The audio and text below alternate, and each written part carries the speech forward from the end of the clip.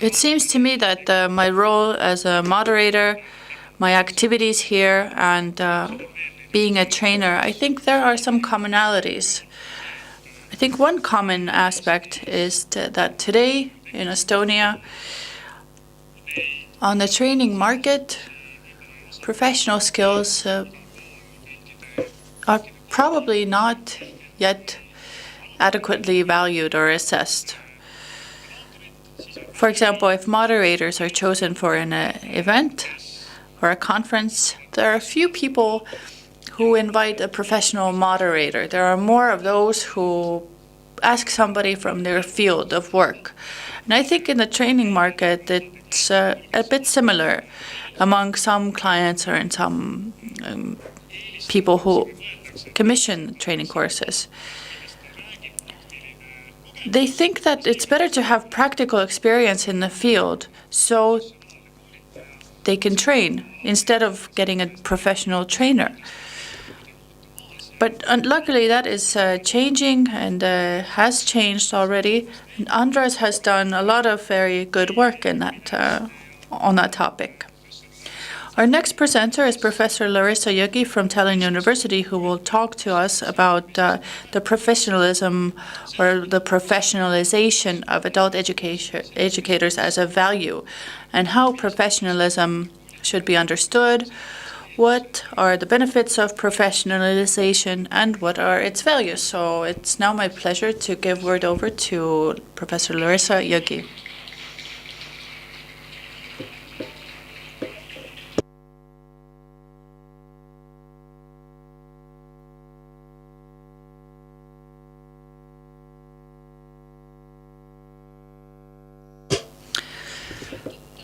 Hello, everybody. So many familiar faces, colleagues, students. I would like to say the same thing that I did a week ago at the Tallinna University Education Conference. I feel very inspired. Just these topics are so interesting. They really do get the mind going.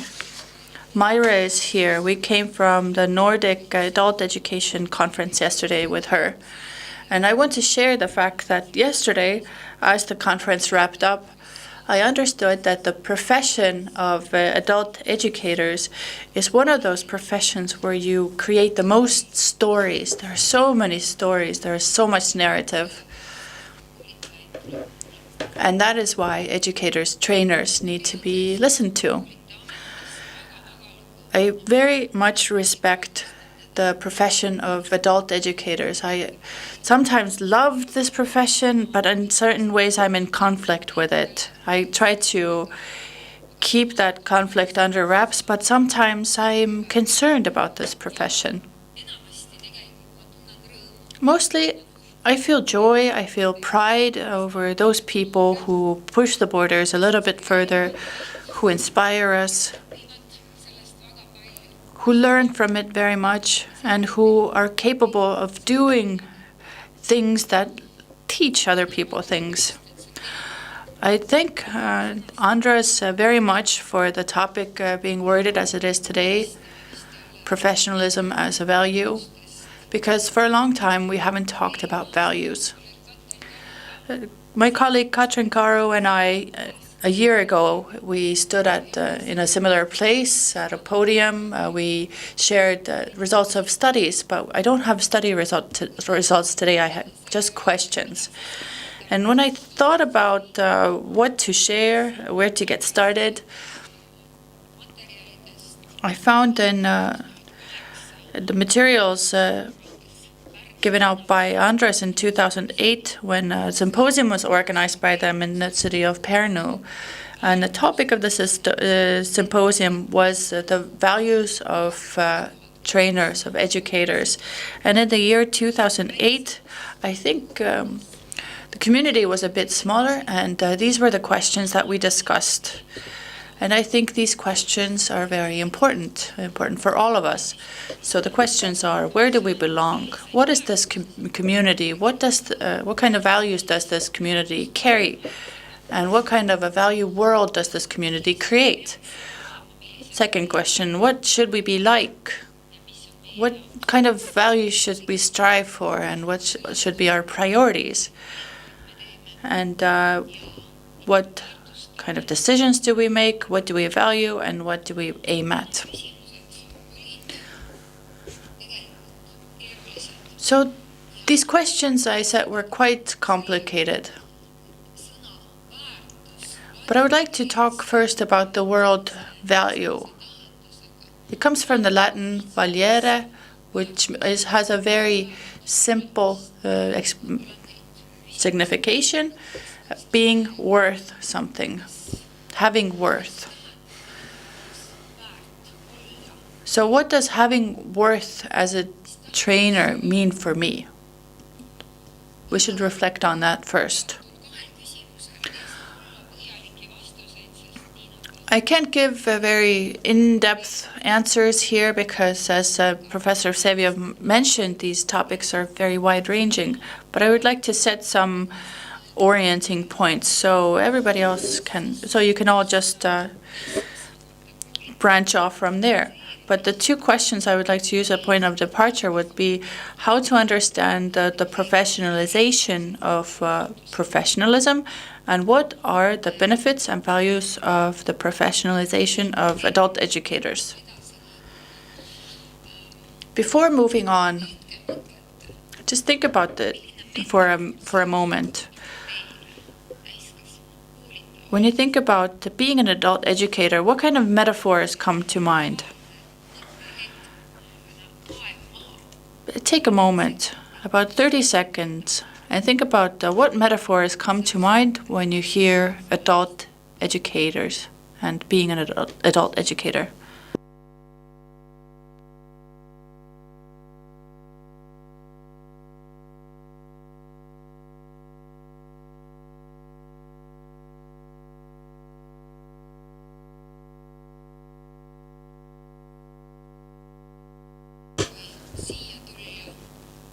Before I came here,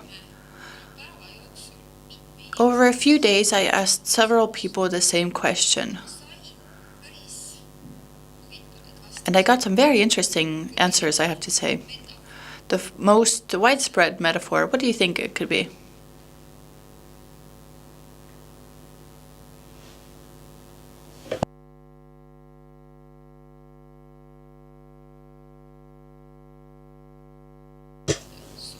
Being a guide, showing the direction.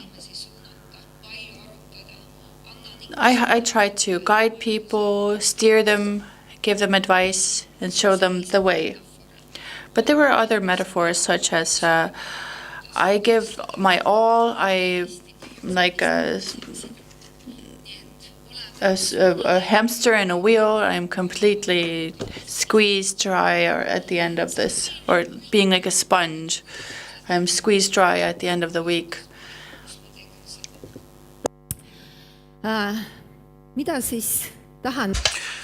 So, what does professional and professionalism mean?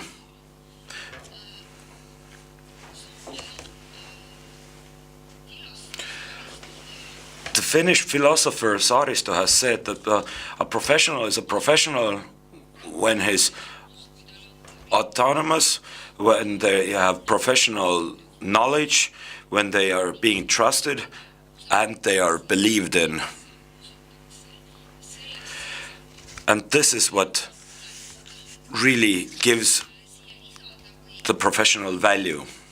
You can add that in the case of professionals, gatherings such like these today are very important, this transfer of knowledge, but also the trust that is being put upon them stemming from their status.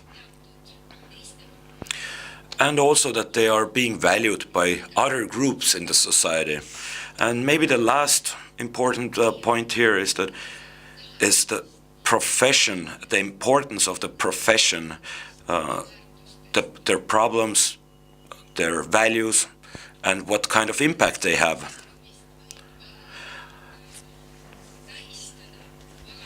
You could talk about becoming a professional differently. And when I looked at different texts because everyone has a little bit of a different definition, and everyone can go their own way in this case. Professionalism can be as a road of development, a mission, a process, the development of your own identity. It can have a lot to do with the actual profession, thinking about it, seeing the value of it, status. It can be being a master in something, or it can be something that Andras has been doing a lot. It's organizing, keeping a group of professionals together, give them a sense of belonging. That is also the basis of being recognized as a professional. And here we could stop quickly for a moment on an idea. An adult educator called Mare, who I spoke with before the conference, said that the educator, teacher, it is everything. They have a sense of mission. They need to learn a lot, but they need to ask themselves, what can people learn from me? And another educator called Marju said, in order to be an educator, to be independent, autonomous, you need to fill all your roles with knowledge, understanding, life, colors, emotions, and yourself. And what do they actually say? They both say or talk about the prerequisites of becoming a professional. And theoretical texts actually say pretty much the same. Mare and Marju have both said the same.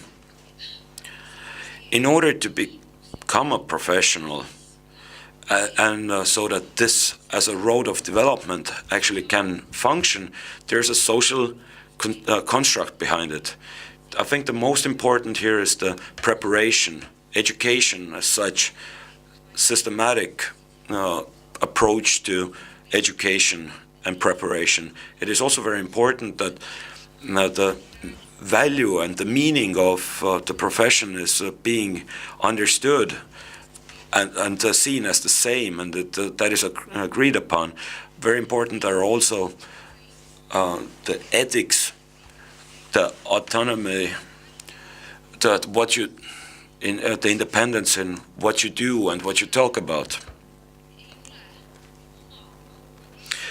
We are not in a cocoon, and all these changes that were already discussed surround us, be it the changes in the society, regulations, and also the legitimacy of a profession is given by all these factors. And I am proud of being an educator, and I recently said it at a conference, is that we have a legitimate profession ourselves. We can identify ourselves through our profession. But in addition to that, we also have individual understanding of it. Every educator has their own understanding, their own values, their own identity. So, to summarize, Mare and Marju both said that the prerequisite of becoming a professional is the meaning. They can be personal, but they are connected to the profession itself, and they are changes that go hand in hand with the changes in society. But when we again look at what becoming a professional as a road of development, as a way of building identity, as becoming someone, how does this work? Then Arvo, another educator, has signalized an individual orientation in this case. He says that every decision, every word, every sentence that the educator utters is based upon values. This work demands dedication. And I will show some of these orientations that have been that are a little broader. They have to do with education as such, but they are also a little more personal. There's the education-based model, which is deeply rooted in the scientific approach. It puts a lot of value on what we know, what we can do, how we know, and how we can do things. In this definition, the emphasis is put on the need for professional development. It is emphasized that there is a systematic education, and also a long time experience is highly valued. Nowadays, today, without any experience and education, you can't really perform as an adult educator. Another very important model is the status model.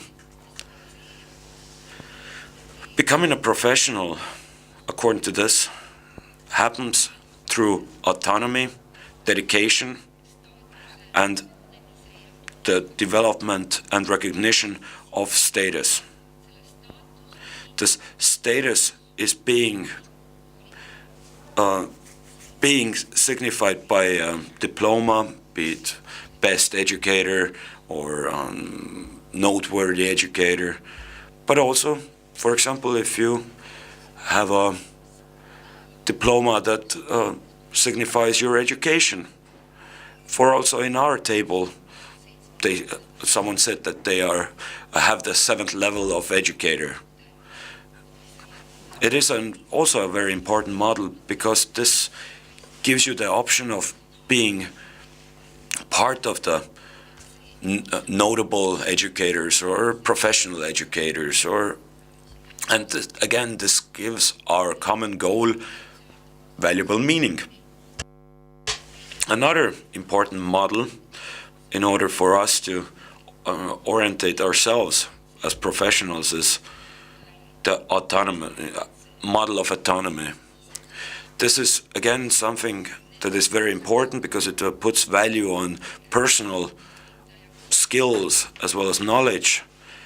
It puts emphasis on spirituality, dedication, hard work. And again, it's very important for us as individuals because it gives us the prerequisites for being independent or autonomous, to be different from everyone else. This is a model that's also worth taking into account when planning your own road of development. Value perceptions is my last point. We already heard this term and we didn't ask our colleagues about it, but for me personally, I try to put it down. What is the value perceptions for us, or for me also? I think that an adult educator and their status in the Estonian society, not only Estonian society, but the Nordic society, has a really, really high value. It has a lot of impact on all the processes happening in the society. So how is this value perception in accordance with our view of things? And this is again something we need to think about. Educators influence not only the processes in the society, but also the community and small little groups. The most important impact, however, is that we impact the values and the sets of values of grown-up persons. And when we turn to something that you all know, that you've studied at the university, this is the basis of value sets. And Rokech's definition gives us the option of thinking how these value perceptions are the end result, or are they supporting values in order to achieve what we have set ourselves as goals, or whether the values are just criteria for choices. And to conclude, I also spoke to the adult educator N, and he said, Larissa, you cannot believe that you know or can do more than your students. This is a naive position. Every step you take has influence, and you are held accountable. It was something very profound to me, and I really believe in what he said. Have a nice day here at the conference.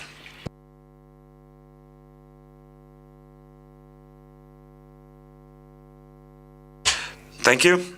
And again, the same as we did before, 2 minutes just to reflect upon this presentation, and then we will give word to a couple of groups at different tables to ask questions from Larissa.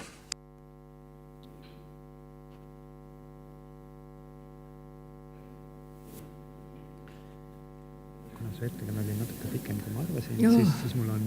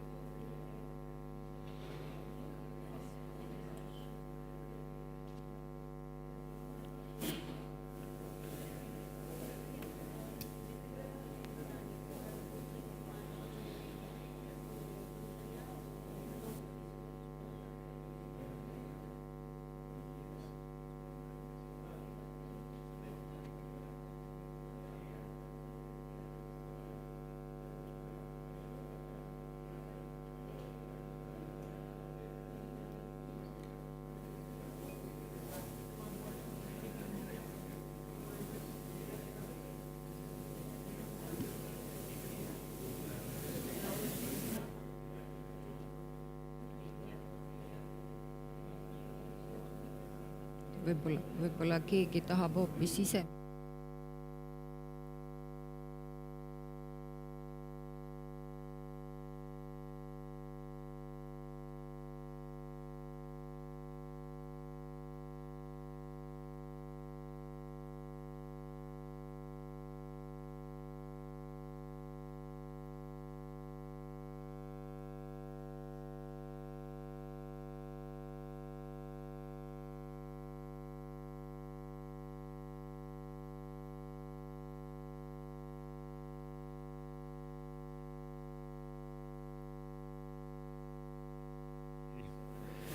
See 2 minutit on läbi saanud, ma vaatan.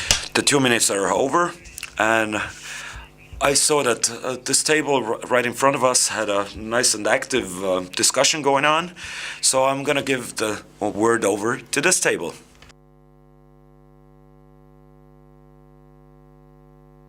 Thank you for your presentation. I am Kaia Saar from Lazy School.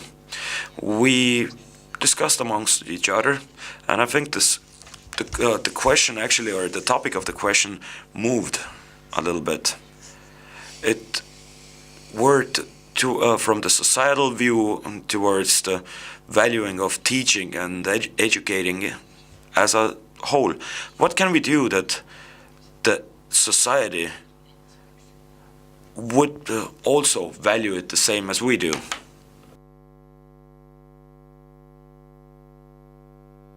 I think I will turn back to one of my slides. We need to become more professional. The more professional we are, the more we have the sense of mission, the more we can influence people with this mission, the more we know and can use this knowledge so that people actually learn from it, the better we can work as a part of our values. Professionalism means that we are working in conjunction with our values. That is the key issue here. No one outside of ourselves can't really create this mission for us, and I think this is the goal for our communities. It is a long road though. The next question. Thank you. And thank you, Larissa. I wouldn't like to thank for the interesting topic. I'd rather like to thank for us even talking about these topics at all. From what I understood from your topic, that this has been really discussed since 2008. I'm not going to ask where we have gotten in these 10 years. We haven't really gotten that far, I guess. But I agree 100% that when you talked about professionalism and the models of it, and you mentioned the model of education, it means that you need to have a lot of scholarship, you need to have a very high level of education and a long base of knowledge and experience. Are you happy with what happened in the when there was the reform of the education system and basically our input was nullified? Yeah, I'm not gonna talk about my emotions about it, but I have to admit that I have to really think long and hard on what does competence-based profession mean, and what does it even entail. And I think the core here is that if a person applies to study a profession, that they are sure that they have enough education, they have enough of this mission in them, and their values support what they are trying to achieve. But something that I can say is that education is a qualifier. It is one of the prerequisites. And I can't really say whether I'm happy about it or not, that if it's fixed in this sense. It is definitely something that can and must be fixed. Our professional assessors are taking a very close look at what kind of education do the educators themselves have. And without this necessary education, it's not important to assess it. Thank you. It's time to move on. Thank you, Professor Jõgi.